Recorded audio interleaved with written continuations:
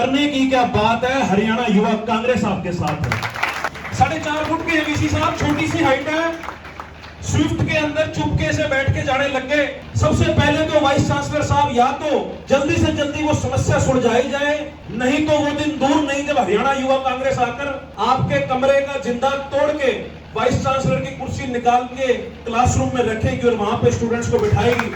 अब हम सबके बीच में हरियाणा युवा कांग्रेस के प्रदेशाध्यक्ष भाई दिव्यांशु गुदिराजा जी, एक बार जोरदार तालियों के साथ स्वागत कीजिए।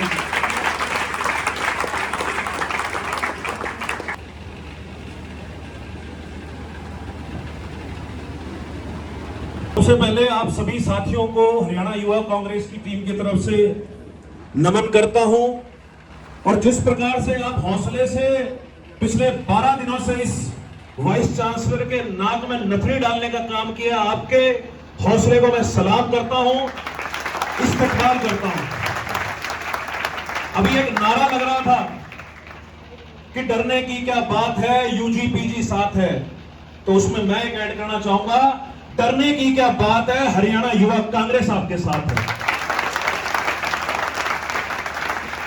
इस प्रांगण में बैठी मेरे भाई, मेरी सभी बहनें, आपके इशू को लेकर लगातार मेरे पास फोन आ रहे थे, मैसेज आ रहे थे, पर मैं माफी चाहूंगा कि मैं आज 12वें दिन आपके इस धरने में शामिल हो सका, क्योंकि मुझे पता लगा था कि इस डिपार्टमेंट के अंदर, इस यूनिवर्सिटी के अंदर जिस प्रकार का अन्याय आप लोगों के साथ हो रहा है। आज इस यूनिवर्सिटी के अंदर मैं दूसरी बार आया हूं। पहली बार जब आया था तो मुझे याद है कि इस यूनिवर्सिटी के अंदर यहां सामने इस गेट को हमने ताला मारा था, और उस समय एग्जाम्स ऑनलाइन कराने का इशू था।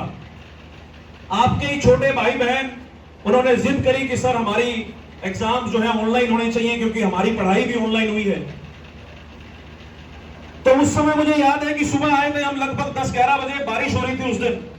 आपके वाइस चांसलर साहब की, दीवान साहब की यहां गाड़ी खड़ी थी, और उसके बाद शाम तक हम लोग बैठे रहे, यहां धरना चलता रहा, और हम तो संख्या भी कोई ज्यादा नहीं थी, जितने आप इधर बैठे हो ना, लगभग इतने ही लोग थे।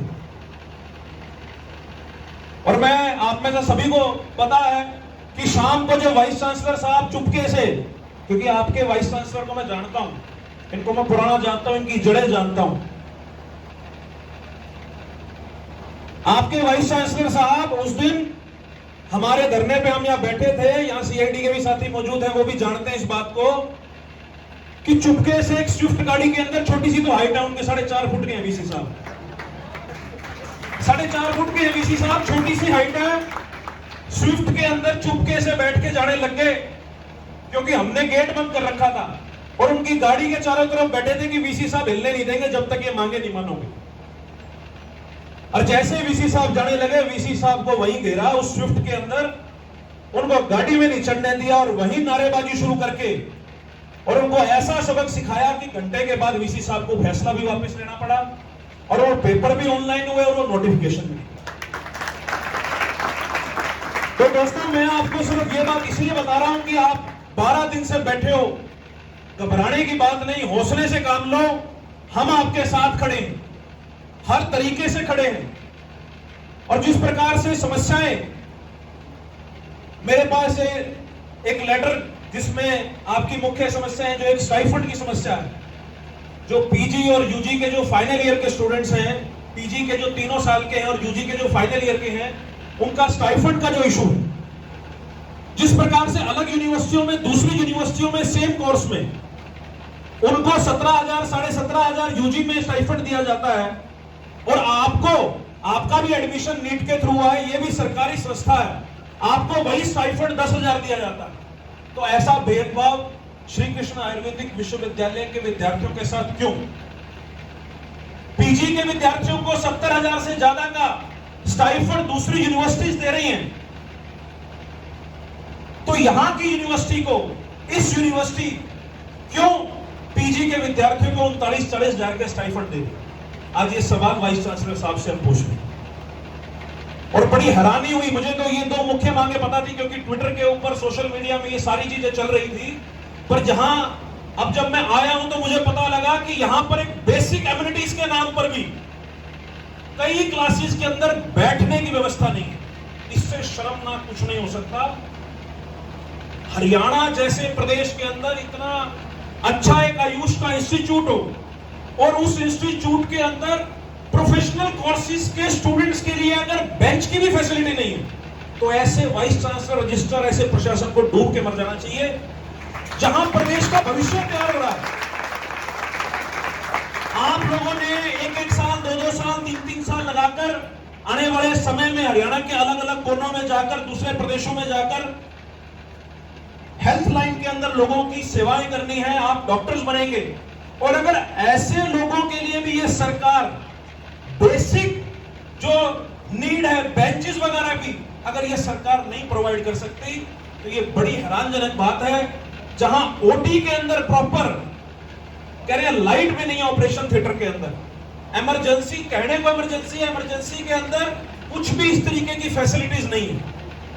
तो ये बड़ा शर्मनाक है। एक तरफ तो ये सरकार ने, आप में से कई पीजी के ऐसे स्टूडेंट्स बैठे होंगे जिन्होंने कोविड के अंदर सुबह से लेकर रात तक पीपी किट पहनकर पसीनों पसीन होकर लोगों की सेवाएं करी। आपकी खुद की इच्छा नहीं, सरकार के निर्देश पर, इस कॉलेज के निर्देश पर आप लोगों ने वो सब किया और उसके बाद आपको स्टाइपेंड मिला। और ऐसे लोग जो अपनी जान की परवाह ना करके लगातार लोगों की सेवाएं में लगे और ऐसा रवैया उनके साथ ये सरकार, ये प्रशासन करे, ये बेहद शर्मनाक है। जिन लोगों को आप स्टूडेंट्स को क्लास में, ऑपरेशन थिएटर्स में, इमरजेंसी में होना चाहिए, आज वो इस यूनिवर्सिटी के फर्श पे बैठा है। ये बहुत ही शर्मनाक बात है और इसके लिए जितनी निंदा इस प्रशासन की करी जाए उतनी कम है।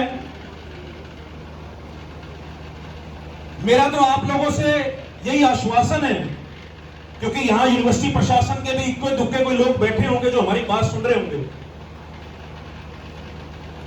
यूनिवर्सिटी प्रशासन के कानों तक एक ये बात पहुंचाना चाहते हैं कि जल्दी ही या तो आप सभी की जो समस्याएं हैं, और आपकी कोई एक्स्ट्रा ऑर्डिनरी डिमांड्स नहीं है कि हम कहें कि हाँ चांद तारों को तोड़ के ला दो, आपने बड़ी बेसिक डिमांड्स करी है और विद फैक्ट्स आपकी डिमांड्स है कि फलानी यूनिवर्सिटी में इतना स्टाइपेंड मिल रहा है, फलानी यूनिवर्सिटी में पीजी के स्टूडेंट्स को ये फैसिलिटीज मिल रही हैं, तो हमारी यूनिवर्सिटी में भी ये फैसिलिटीज होनी चाहिए। मैं यूनिवर्सिटी प्रशासन के कानों तक ये बात पहुंचाना चाहूंगा कि इस यूनिवर्सिटी के अंदर बेसिक फैसिलिटीज के नाम पर जो बेंच की समस्या है, सबसे पहले तो वाइस चांसलर साहब या तो जल्दी से जल्दी वो समस्या सुलझाई जाए, नहीं तो वो दिन दूर नहीं जब हरियाणा युवा कांग्रेस आकर आपके कमरे का जिंदा तोड़ के वाइस चांसलर की कुर्सी निकाल के क्लासरूम में रखेगी और वहां पे स्टूडेंट्स को बिठाएगी। तो ये भी दिन दूर नहीं है। हमारे सब्र की और इन विद्यार्थियों के, इन भाइयों, इन बहनों के सब्र की परीक्षा ना ली जाए और इनकी जो डिमांड है वो तुरंत प्रभाव से पूरी की जाए। यूनिवर्सिटी प्रशासन अपने लेवल पर जो कर सकता है वो डीजी को भेजे, एसीएस को भेजे, अनिल विज को भेजे। अगर अनिल विज के पास भी जाकर या अनिल विज के घर का घेराव भी करना पड़ा या आपके आयुष डिपार्टमेंट का घेराव पंचकुला में भी करना पड़ा, तो उसके लिए भी हम तैयार हैं, ये मैं आपको आश्वस्त करते हैं।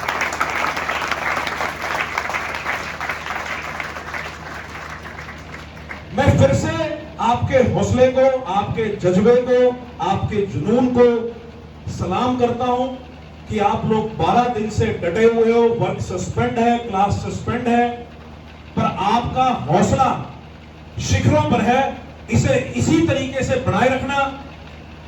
हमारी दोबारा जरूरत पड़ेगी, हम दोबारा आएंगे, तिबारा आएंगे, चुबारा आएंगे, पर आपके जो हक हैं, आपका जो न्याय है, वो आपको हम दिलवा के रहेंगे। इस बात की मैं आपको 100% गारंटी देता हूं। जो अपने खून को पानी बना नहीं सकता वो जिंदगी में नया रंग ला नहीं सकता। जो रास्तों के अंधेरों से हार जाता है वो मंजिलों के उजालों को पा नहीं सकता। और मुझे विश्वास है कि ना ही आप उन रास्तों के अंधेरों से हारोगे, और जिस राह पे आप चले हो, जिस डगर पे आप चले हो, आपको मंजिल जरूर प्राप्त होगी। मेरी आपके साथ शुभकामनाएं भी हैं और इस प्रशासन को मैं दोबारा से पूरी हरियाणा युवा कांग्रेस की टीम की तरफ से चेतावनी देता हूं कि जल्दी से जल्दी इस मामले को सुलझा लिया जाए। नहीं तो वो दिन दूर नहीं जब यहां हजारों की संख्या में युवा कांग्रेस के कार्यकर्ता आकर इस बिल्डिंग का घेराव करेंगे, इस वाइस चांसलर का घेराव करेंगे और फिर मजबूरन वाइस चांसलर को ये फैसले लेने पड़ेंगे। मेरी आवाज प्रशासन के कानों तक जाती हो, प्रशासन के जो पिट्ठू हैं, जो सरकार के पिट्ठू हैं, जो हमारी बात सुन रहे हो, तो जरूर ये बात वाइस चांसलर के कानों तक पहुंचा दी जाए। अभी तो सिर्फ कांग्रेस का जो यूथ विंग है वो यहां आया है, वो नौबत ना पड़े कि हमारे मेंबर ऑफ पार्लियामेंट, हमारे एमएलए, हमारे नेता सीएलपी चौधरी भूपेंद्र सिंह हुड्डा जी को यहां बुलाने की नौबत ना आए। हम इस चीज को, इस यूनिवर्सिटी को हम राजनीति का केंद्र नहीं बनाना चाहते। हम चाहते तो बीच में आकर यहां राजनीति कर सकते थे, परंतु आज हम यहां सिर्फ दूसरी बार आए। पहली बार भी आपने बुलाया जब आए और दूसरी बार भी आपने बुलाया जब आए। हम नहीं चाहते कि ऐसे प्रोफेशनल कोर्सेज के अंदर राजनीति केंद्र बनाए जाएं, परंतु अगर इस प्रकार के अन्याय इन यूनिवर्सिटियों में, इन शिक्षण संस्थाओं में होंगे तो मजबूरन हमें यहां आना पड़ेगा और वाइस चांसलर, रजिस्ट्रार और प्रशासन के कान भी खींचने पड़ेंगे। आप सभी साथियों का, आपने इतना मान सम्मान दिया, इतना ध्यान से सुना, आप सभी साथियों का बहुत बहुत धन्यवाद।